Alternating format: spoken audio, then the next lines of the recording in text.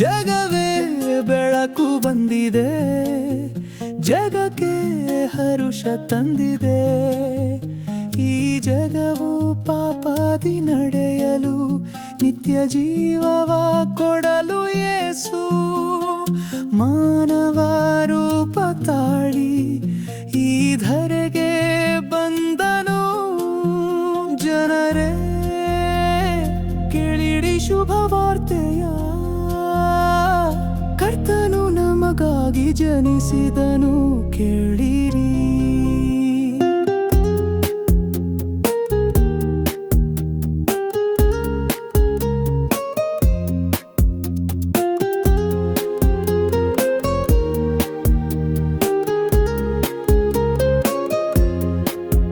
ಜಗವೆಲ್ಲ ಕತ್ತಲಾಗಿ ಕವಿದು ಕೊಂಡಿರಲು ನಮ್ಮ ಯೇಸು ಜನಿಸಿ